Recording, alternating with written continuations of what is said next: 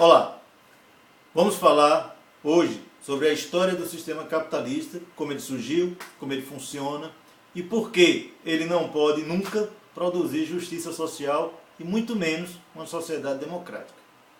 A sociedade capitalista que conhecemos hoje teve sua origem na Europa, mas diferente da passagem da sociedade escravocrata para a sociedade feudal que se deu com o declínio do grande Império Romano, a passagem da sociedade feudal para a sociedade capitalista se dá em tempos históricos diferentes, não apenas entre os países europeus, mas principalmente nos países do continente americano, africano e asiático. Podemos dizer, por exemplo, que o Brasil só assume características capitalistas a partir do final do século XIX, enquanto na Europa o capitalismo já existia desde o século XVIII. A Inglaterra foi o primeiro país a desenvolver o sistema capitalista e por isso merece uma atenção especial. A crise e a fome no meio rural inglês levou milhares de camponeses a migrarem para as cidades em busca de trabalho. Com o acúmulo de capital obtido pela burguesia, proveniente principalmente das navegações marítimas, a burguesia podia dar voos mais altos. São criadas na Inglaterra as primeiras manufaturas que, utilizando grandes máquinas de tear, passaram a produzir muito mais do que podiam produzir os artesãos e a preços bem menores. Com a grande quantidade de homens e mulheres sem trabalho, o capitalista passou a contratar os seus trabalhadores pagando baixíssimos salários, com uma jornada de trabalho que chegava a 16 horas diárias e com condições de trabalho e vida lastimáveis. Os artesãos, por sua vez, aos poucos, passaram a trabalhar nas fábricas porque não conseguiam competir com as mesmas. Este período, iniciado no século XVIII, ficou conhecido como a primeira Revolução Industrial. O que caracterizou esse período foi a utilização da máquina a vapor, principal tecnologia utilizada na produção, e o principal combustível era o carvão mineral. A segunda Revolução Industrial, ocorrida a partir do século XIX, e que já ocorria em vários países europeus, como a França, a Alemanha, a Rússia, a Itália, tem como características a utilização de tecnologias mais modernas, como a utilização de combustíveis à base de petróleo, motor a combustão, energia elétrica, a utilização de produtos químicos. A terceira Revolução Industrial, iniciada no século XX, é conhecida como a Revolução Tecnológica, que estamos vivenciando com a invenção do computador, da robótica, da engenharia genética, etc. Porém, independente do nível tecnológico que o sistema capitalista tenha conquistado, a base da sua existência é a mesma, a exploração do trabalho assalariado. E como ocorre essa exploração? Pagando baixos salários. Se um trabalhador receber um salário alto, ele pode ser considerado um burguês? O sistema capitalista pode ser justo? É possível distribuição justa de renda no sistema capitalista? Entendendo como o sistema funciona, podemos responder todas essas perguntas. As principais características do sistema capitalista são, primeiro, a existência do trabalho livre assalariado. Não foi à toa que a Inglaterra, principal potência capitalista do século XVIII, combateu o trabalho escravo nas colônias portuguesas e espanholas. Segundo, a existência de uma economia de mercado, ou seja, a produção não era mais para o consumo, mas para a troca e para a venda. E por último, a propriedade privada dos meios de produção, ou seja, das máquinas, dos prédios, da matéria-prima, etc. O sistema capitalista produzirá então novas formas de produção e relações sociais, as quais podemos destacar a existência de duas classes sociais antagônicas, ou seja, inconciliáveis, a burguesia de um lado e o proletariado, os trabalhadores, do outro.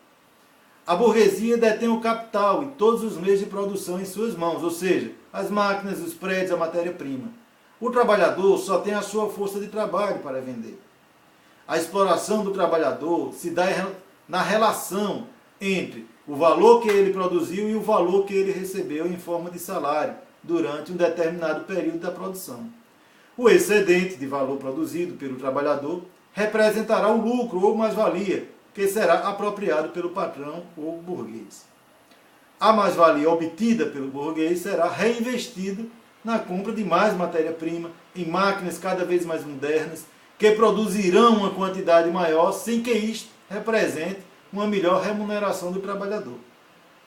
Ao contrário, quanto maior a produção, maior será a exploração do trabalhador e maior o acúmulo de riqueza por parte do burguês.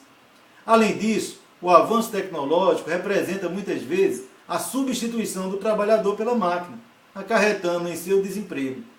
Por isso podemos dizer que, quanto mais riqueza produz o sistema capitalista, e ele já produziu muita riqueza no último século, maior será a desigualdade social existente. Por fim, o surgimento do capitalismo industrial incentivou o crescimento das cidades e o deslocamento de grande contingente de pessoas das zonas rurais para as zonas urbanas, o que provocou na Inglaterra e em todos os países que passaram por esse processo diversos problemas sociais, como habitações inapropriadas, falta de saneamento e água encanada, violência, prostituição, etc. Bom, então respondendo às perguntas feitas anteriormente, primeiro, não é o valor do salário que torna alguém um burguês, mas sim a posse dos meios de produção e o ganho de mais-valia extraída da exploração da força do trabalho. Aqueles que recebem salários acima da média dos demais trabalhadores, chamamos de classe média, que historicamente, em sua maioria, tendem a aproximar-se dos capitalistas, sonhando um dia fazer parte desta classe social. Segundo, a justiça social não faz parte dos objetivos do sistema capitalista. Aliás, como seu principal objetivo é o acúmulo de capital nas mãos de uma única classe social, e esse dá através da exploração da outra classe, dizemos que está na sua lógica a legitimação da injustiça. Espero que tenha ficado claro para você que o que norteia o funcionamento do sistema capitalista. Assim como na sociedade escravocrata, como na sociedade feudal, o sistema capitalista baseia o seu modo de produção de riqueza na exploração do homem por outro homem, mudando apenas a forma de exploração.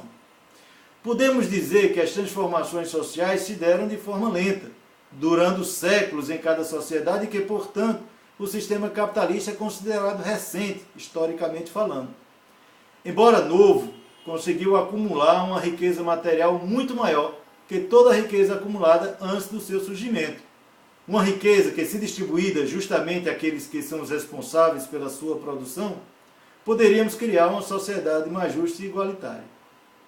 Se tudo isso é verdade, por que os explorados no sistema capitalista não se rebelam? Esta resposta daremos na próxima semana, quando falaremos sobre o poder da ideologia. Espero ter ajudado a entender melhor o sistema capitalista. Se você gostou deste vídeo, repasse a seus amigos. Afinal, a consciência política requer informação e ação. Posso contribuir com a informação, mas cabe a você definir o que vai fazer com ela. Um abraço e até a próxima semana.